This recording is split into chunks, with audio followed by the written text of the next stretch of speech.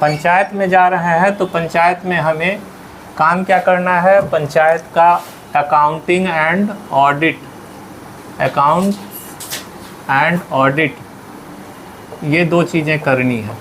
इसमें आपको ध्यान रखना है पैसा कहाँ से आता है।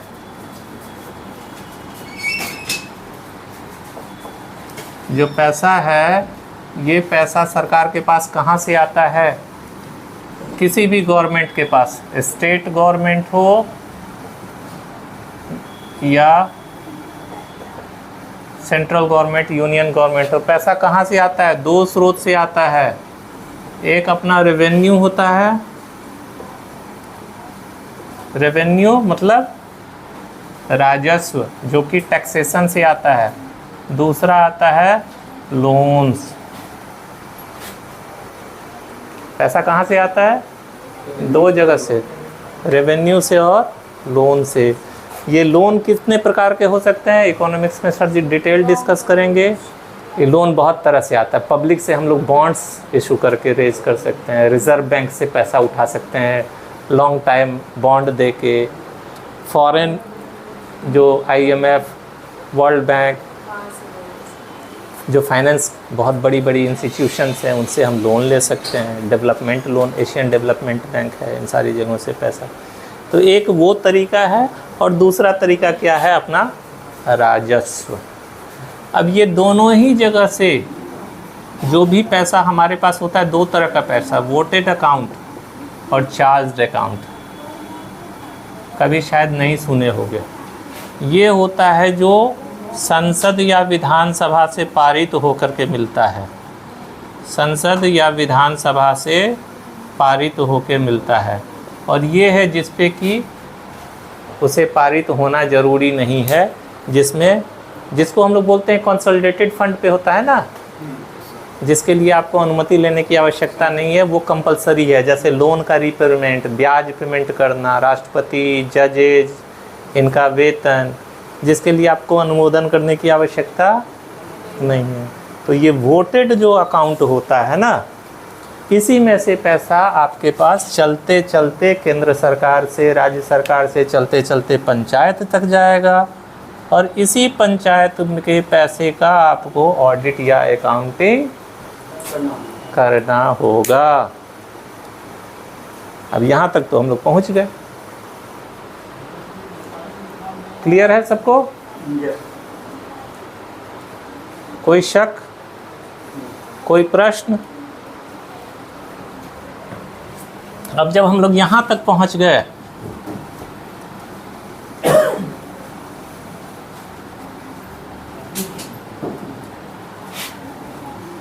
अब हम लोग अकाउंट्स तक पहुँच गए, तो अब हम लोग देखेंगे अकाउंट्स और यहाँ देखेंगे ऑडिट। कॉमर्स वाले बच्चे बता सकते हैं, बताइए ये दोनों में अंतर है?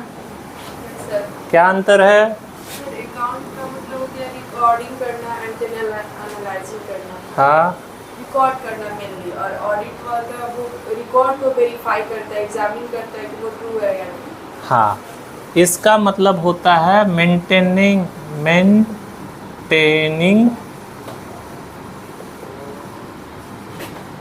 Details of income and expenditure, income and expenditure.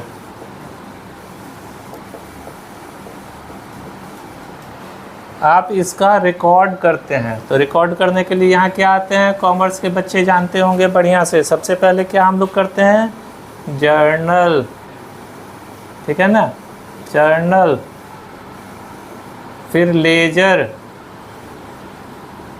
है ना, उसके बाद हमारा आता है कैश बुक, कैश बुक आता है ना। ये सारी चीज़ें हम लोग मेंटेन करते हैं। Cash book is the simplest form, day to day का अकाउंट्स हम लोग मेंटेन करते हैं उसमें। क्या कोई दिक्कत बताइए, कोई दिक्कत बताइए। यहाँ जो जहाँ आप जा रहे हैं वहाँ जर्नल और लेजर नहीं चलेगा, उस जगह पे सिर्फ यही चलेगा कैश बुक। और कैश बुक ऐसे होगा, ये एक रजिस्टर है, राइट हैंड लेफ्ट हैंड, यहाँ आप इनकम पार्ट एंट्री करेंगे विथ डिटेल्स, मतलब डेट डालेंगे, कहाँ से पैसा आया वो देखेंगे, कितना आया ये देखेंगे, यहाँ टोटलिंग करेंगे और यहाँ एक्सपेंडिचर पार्ट होगा, डेट लिखेंगे, किसके आदेश से हुआ, किस मद में हुआ, किसके आदेश से हुआ ये मेंशन करते हुए, और यहाँ पे अमाउंट लिखेंगे, यहाँ पे टोटल करेंगे और ये दोनों जो है मैच करके, और हम देखेंगे कि CF जाता है, BF आता है, इधर से कैरी फॉरवर्ड होगा, उधर जा कर के ब्रॉड फॉरवर्ड, इधर से पैसा जो बैलेंस बचा वो आगे चला जाएगा, इनकम में बैलेंस बचा तो इनकम वाले पेज में, और अगर एक्सपेंडिचर में यहाँ टोटल का करने के बाद यहाँ माइनस करेंगे ना, तो यहाँ पे हमको बचेगा नेट बैलेंस। नेट बैलेंस, ये नेट बैलेंस क्या हो जाएगा, CF कैरी फॉरवर्ड, और यहाँ जा कर के हो जाएगा BF, ये इनकम वाले पार्ट में लिखा जाएगा। यही कैश बुक आपको देखने को मिलेगा, ठीक है। ये कहला गया आपको अकाउंटिंग का प्रोसेस। अब हम लोग ऑडिट, ऑडिट में क्या देखना होता है, 3 बातें। जब भी कोई ऑडिटर ऑडिट करता है तो 3 बेसिक चीज़ें हैं जिसे उसे ध्यान में रखना चाहिए। The need of expenditure, need for expenditure,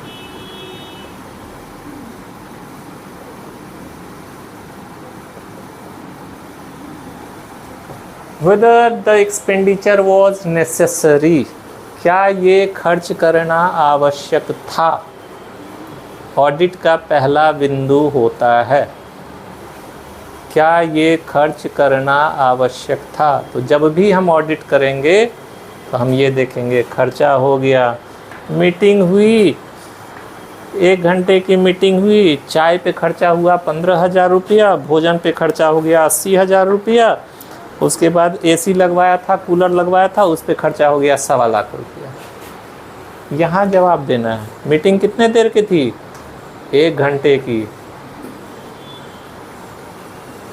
खर्चा आपने किस पे किया, क्या उसकी आवश्यकता थी, तो ऑडिटर क्या करेगा, ऑब्जेक्शन करेगा, है ना। 1 घंटे की थी, चाय और पानी से काम चल सकता था। क्लियर, मेरी बात समझ में आ रही, पहुंच रही लोगों तक।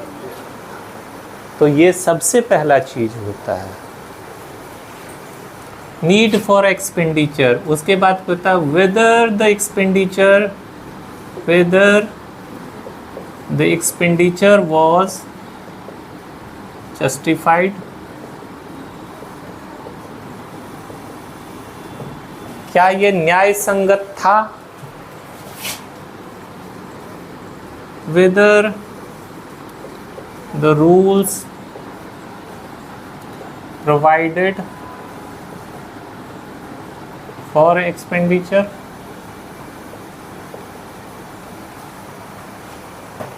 क्या नियम कानून सहमति देते थे वो खर्च करने का, हाँ ठीक है।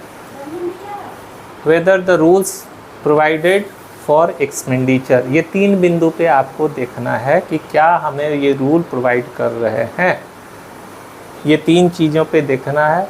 आपके क्षेत्राधिकार में जो आ रहे हैं, जो भी योजनाएं आ रही हैं, जो भी चीज़ें आ रही हैं, उसको देख लेना है। उसके बाद ऑडिटिंग, कॉमर्स वाले हैं ना लोग, इसमें फिर कॉमर्स वाले में ऑडिट में आप जाएंगे, जब चर्चा होगी तो ऑडिट में 2 चीज़ों की चर्चा होगी, सोशल ऑडिटिंग, एक अकाउंटिंग ऑडिटिंग होती है, एक सोशल ऑडिटिंग होती है। तो सोशल ऑडिटिंग की चीज़ देखेंगे।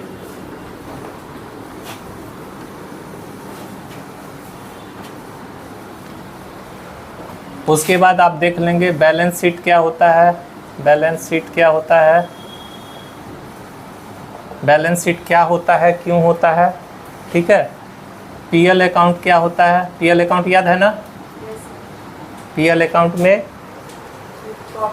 प्रॉफिट लॉस, और गवर्नमेंट में, बिहार गवर्नमेंट में चलता है पर्सनल लेजर अकाउंट भी चलता है, पर्सनल पर्सनल लेजर अकाउंट भी चलता है, लेजर अकाउंट। तो ये दोनों चीज़ से आपको परिचय मिलेगा। पर्सनल या personal? Personal, personal, personal ledger account ये आरबीआई में खुलता है, ये पर्सनल लेजर, इसमें गवर्नमेंट के पास ही पैसा रह जाता है, पैसा बाहर नहीं जाता है। तो पीएल अकाउंट है, ये सारी चीज़ें मिलेगी, ये यहाँ देख लेंगे। इकोनॉमिक्स वाले लोग, स्टैटिस्टिक्स वाले लोग ये सारी बातों का, बेसिक्स का अपना ध्यान रख लेंगे कि बेसिक्स हमें क्या क्या पढ़ना है, क्या क्या चीज़ें वहाँ तैयारी करके जानी है। ठीक है, अब नेक्स्ट डे हम लोग इकोनॉमिक्स वगैरह का कुछ देखेंगे। आज तो